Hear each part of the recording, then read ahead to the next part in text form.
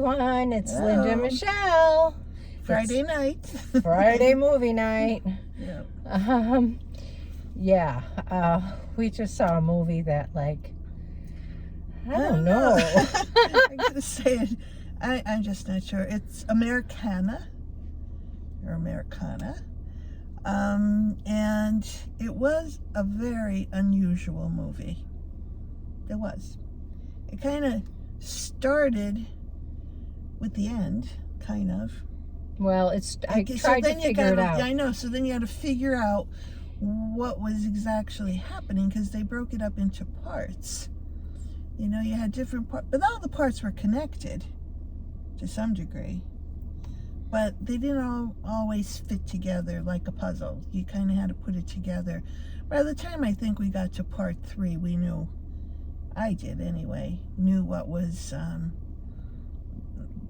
happening, that what we saw in part 1 is going to kind of happen again later on in the movie.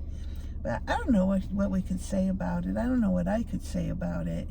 It was something else, really. It was different, very different. Took place out west, another one of those cowboy movies in a way, and Indian too. And we had this little boy who insisted, believed he was the reincarnation of Sitting Bull, and there was nobody who was going to tell him any different, really. And I don't know, you could pick up the storyline, Linda, because I don't really know where to go with it too well. The movie was broken into 5 parts. Is it 5? The first part was the middle of the movie. The first part told us the story of what it would have picked up in halfway through part 3. But we didn't know that. It was said part 1. You assume that that's what it is. And part 1 was relatively short. And it was this woman who had just taken a hammer to her boyfriend's head and knocked him out, and came running out of her trailer to get in her car to leave, to run away and go home to her family, and wanted her, she never specified this was her son, but this little boy who we assumed was her son. And he is a little boy who thought he was Sitting Bull, and he wasn't leaving. No, he was not going. And she said, "Don't make me leave you here." And he said he just wouldn't go with her. And so she eventually left. Well, the man that was hit in the head with the hammer that was inside the trailer came out of the trailer. The little boy had a bow and arrow. He had been practicing in the woods. Took his bow and arrows out and killed this guy, right? Boom.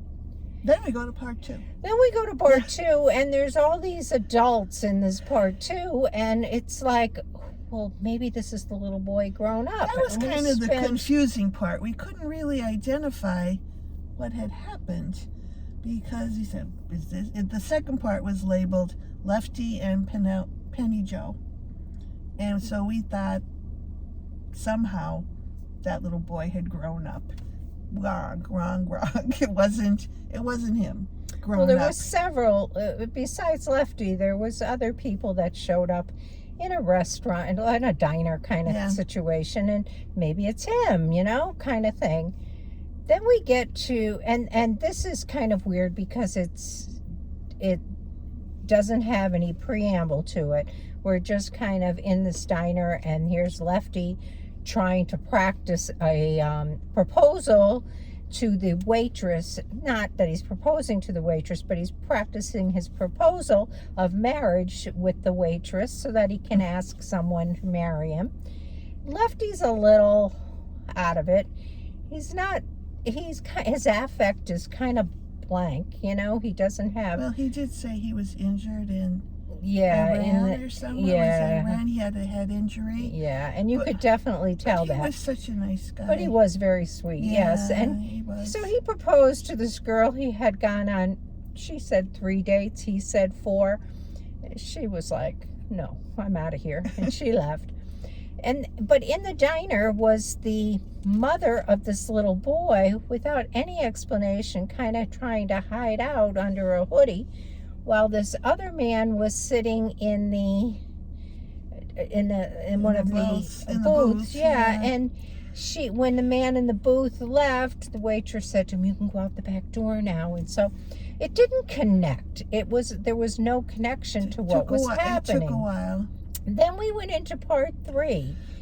And here it got really, really hairy, because the whole movie ended up being about this ancient artifact that was from the Native Americans that was called ghost shirt. Ghost shirt, yeah. And the ghost shirt was worth millions, right? And there was this one guy that knew this, and and the ghost shirt got stolen. Let me just sum it up a little bit here. The ghost shirt got stolen and went through various people and ended up in this woman's trunk. And this movie was just a hodgepodge of people getting killed, and it turns out that she goes home. She runs home after she hit the guy the guy with the hammer in his head. She goes home. Her father's really weird and strict. Turns out he sells his daughters. He had a slew of daughters, and they dressed up like, I don't know what you would call it. No makeup, long dresses, very simple. And they were rarely ruled by the father. But the father eventually, I don't know. I don't want to ruin the whole movie in case you want to go see it. But and you may. It's very complicated. It is. It's weird, but it's weird that it's kind of, if you like this kind of stuff, worth seeing. It kept you there trying to figure out, because it was almost like you were unraveling a mystery to some degree. Well, it was a mystery. It was a mystery and a thriller. Yeah, well, I get that, because that's what it felt like. Yeah. And the things that occurred was like, oh my God, that's what's happening, and oh my God, this was where she lived, this girl. Yeah. It was like, one surprise after another. And this little boy who, it seemed like, and maybe I'm getting this wrong, I'm not sure, but when his mother, she was a very young mother, obviously, and he must have been about 10 years old, the little boy. Maybe 8, but he spent a lot of his time watching Indian cowboy movies, and that's where he took on the persona. He had been through a lot of trauma in his life, and he was like, and even when he did meet some of the Native Americans, they explained to him, kid, I knew I had a lot of trauma in my life, and I pretended I was Superfly or something till I was 13, so I get what you're doing, but cut it out. Yeah, but that kid was convinced he was the reincarnation of Sitting Bull. Absolutely. Almost to the end, really, he just kept, but he accomplished what he decided he needed to accomplish. But I don't even know if I can say it's worth seeing. It might be. It depends what you like in movies. Yeah. It really, really does. It's very different. It's unusual. It's not your box office hit, I wouldn't think. No, by any stretch. It's definitely not going to be a box office hit. No. But it is. But if you follow movies of all genres and all kinds, you might just find this very fascinating. Yeah, watching it unravel, watching it, trying to put together what the heck is going on, is worth it. You know that at some point it's all going to come together and make sense. So if you can hang into that point, it actually is pretty interesting. Yeah, it was. I was. I mean, I certainly didn't lose interest in it because I was caught up in the unraveling of this story and where it was going to take us, because you really never knew. There were so many different parts to it. Yeah. How would you rate it? I'm going to say a 6. Okay. I was thinking 6 or 7. I'll go with 7 because I think it's probably between the 6 and 7. Yeah, something like that. Although I will say it is better than the one we saw last night, which is why I think I'm going to 7 when I went to 6 last I night. know. And then yet yesterday, I think I liked yesterday's better than Did you really? and you did, and I know I did. But this one, I'm not sure about this one. I mean, I was fine with it. I but liked this one better than yesterday's. But it was there were, I don't know. It's hard to say when you walk right out of a movie like that and it's all kind of like a jumble in your head for a little bit until you lay all those pieces out and see. The characters in it are very interesting. Yeah, they were. I mean, there's a lot of personas in this, and they're all very interesting. Even the waitress, who plays a big part in this movie, has her own little problems, personality, and I mean, go see it. See what you think of it, and let us know what you thought of it, because would appreciate that. Yeah, I really do love to read your comments. I love to hear what you think about these kind of movies, because these are the kind of movies that we really should be discussing and talking through, you know? And don't be afraid to say, ladies, you got it all wrong.